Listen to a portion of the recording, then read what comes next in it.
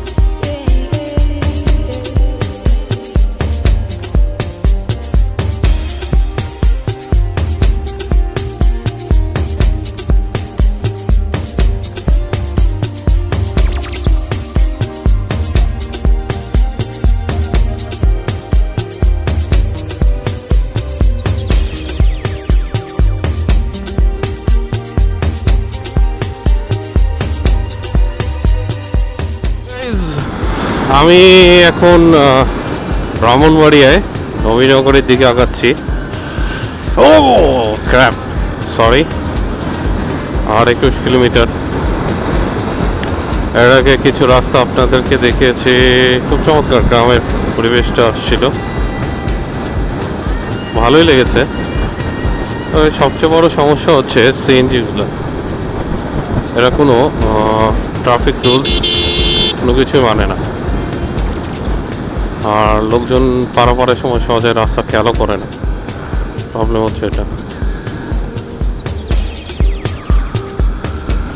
আর হচ্ছে প্রচুর বড় বড় স্পিড ব্রেকার। এছাড়া রোড কন্ডিশন খুব একটা খারাপ না।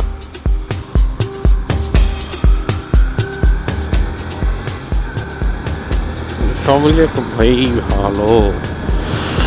আচ্ছা, আমি যাচ্ছি এখন ঝিনতপুর বাস স্ট্যান্ডে। ওখান থেকে আমার খুব ক্লোজ একটা ফ্রেন্ড, তাদের গ্রামের বাড়ি হচ্ছে এখানে। তো একেবারে ছোটোবেলা থেকেই বাবা এত সাজিয়েছে, সবাই যদি একটা করে গেট বানায়। ছোট শহরে আসলে সবচেয়ে বড় প্রবলেম হচ্ছে they have no sense, traffic sense.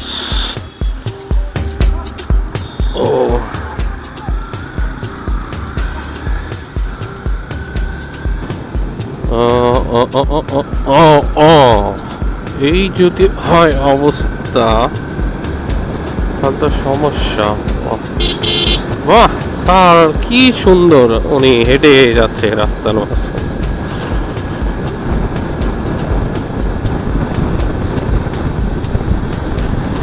আমি খুব একটা স্পিডে, রাস্তা আমার কাছে যত ওয়াইড হবে আমার স্পিডটা তত বাড়বে, এই ইয়েতেই আমি হচ্ছে স্পিড আপ করি।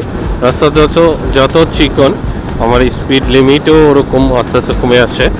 এইসব রাস্তা আমি 70+ করি না, যদি কিছুই থাক কোনো সমস্যা নেই। ওরা হাত দেখাচ্ছিল হচ্ছে আমার হেডলাইট জ্বালা, হেডলাইট এখন কেন জ্বলবে, এই হচ্ছে বিষয়।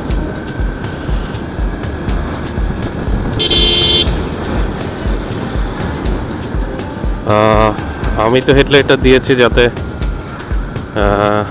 অপোজিট থেকে আমাকে দেখতে পায়, মানে আমাকে যাতে সিনটা ভালো হয়, যার কারণে। বহির্বিশ্বে অনেক মোটর সাইকেলে কিন্তু হচ্ছে স্টার্ট হওয়ার সাথে সাথে হেডলাইটটা জ্বলে যায়, কারণ যেহেতু ছোট জিনিস ওকে অনেক সময় খেয়াল করা যায় না, তো এই কারণেই হেড বাল্বটা জ্বলে থাকে অল টাইম। আর আমাদের এশিয়া মহাদেশের মধ্যে হচ্ছে ইন্ডিয়া, বাংলাদেশ, শ্রীলঙ্কা, আমি শ্রীলঙ্কার ব্যাপারে আই এম নট শিওর, তো আমাদের এখানে হেডলাইট জ্বালায় না দিনের বেলায় দেওয়ার কারণটা হচ্ছে যাতে দূর থেকে দেখা যায়, আর কিছুই না, তাতে বুঝতে পারে। ও মাই, দেখেন কি কন্ডিশন, হোয়াট দ্য হাক। হঠাৎ কেউ যদি নতুন কেউ আসে খেয়াল করবে না, এটা কোনো কথা?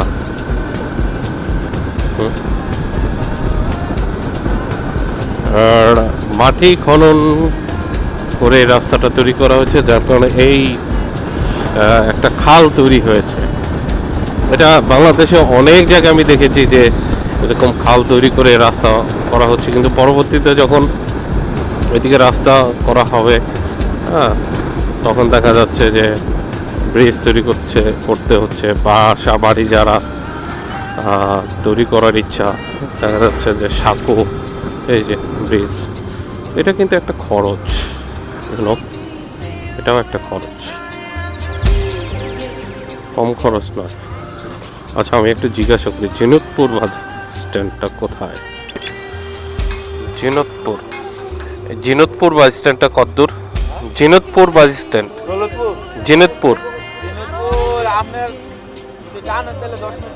জিনতপুর বাস স্ট্যান্ড। আচ্ছা, নবীনগর থানা ওটা? আচ্ছা, ঠিক আছে।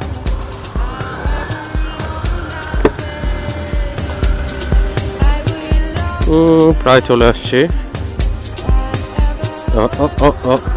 আমাকে টানের কথা বলছে, এ রাস্তা ভাই কি করে টানবো? এতক্ষণ তো মোটামুটি অনেক ভালো রাস্তায় আসছে। আমি এ রাস্তায় এর আগে আসছি প্রায় বলা যায় 20 বছরের মতো হবে, 20 বছর হবে না, 17-18 বছর হবে। এর আগে আমি আসছি, এত বছর পর আবার আমি এই রাস্তায় ঢুকলাম।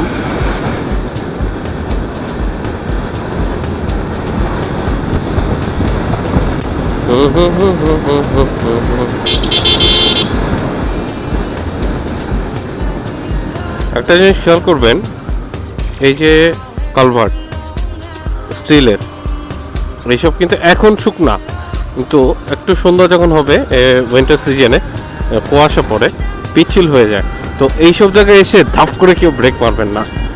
আগে আপনার স্পিডটাকে কন্ট্রোল করবেন, দেন হচ্ছে আস্তে করে এই রোডের উপর দিয়ে যাবেন। এবং এটার উপরে মানে ব্রিজের উপরে যখন উঠবেন এরকম স্টিল ব্রিজে, তখন কার্ভ করার মানে চেষ্টা করবেন যাতে কার্ভ না হয়, এই কর্নারিং এইসব যাতে না হয়, স্ট্রেট আস্তে করে বের হয়ে যাবে। কারণ এভাবে অনেকেই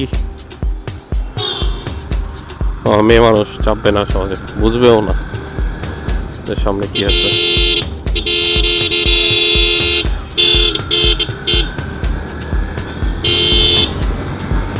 আর সবচেয়ে বেশি ভালো লাগে কাঁচা রাস্তা ধরে এগোনো, মজা।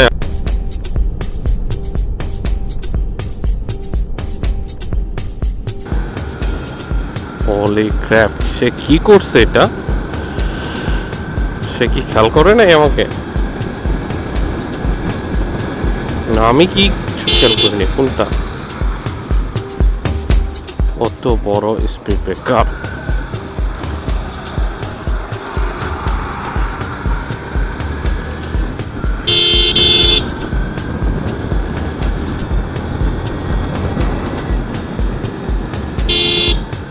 দেখেন, আমি just control, look at that, slow down, that's it, এটাই।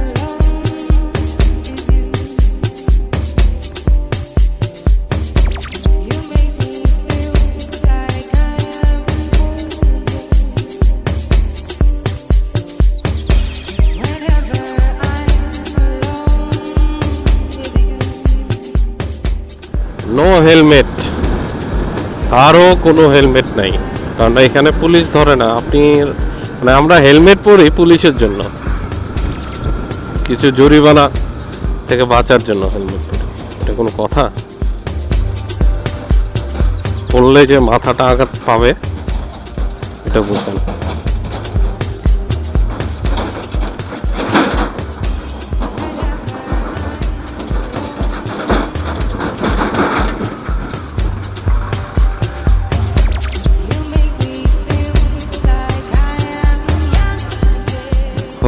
ফ্রেজারে একটা মজা দেখলাম,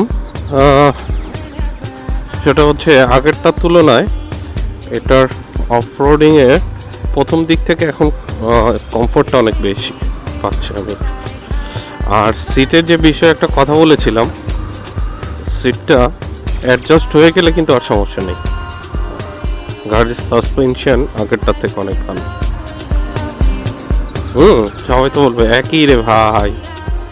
হ্যাঁ, কিছু তো ডিফারেন্স আছে, আগের মাল পরের মাল, এখন টেকনোলজি, আগের টেকনোলজি, এটা কোথায় আমি জানি না।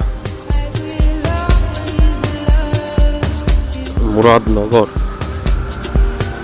নবীনগর, মুরাদনগর, ওকে, জিজ্ঞাসা করি। ভাই জিনতপুর বাস স্ট্যান্ড কোনটা? হ্যাঁ, ও আচ্ছা আচ্ছা, স্টেশন। Okay, thank you.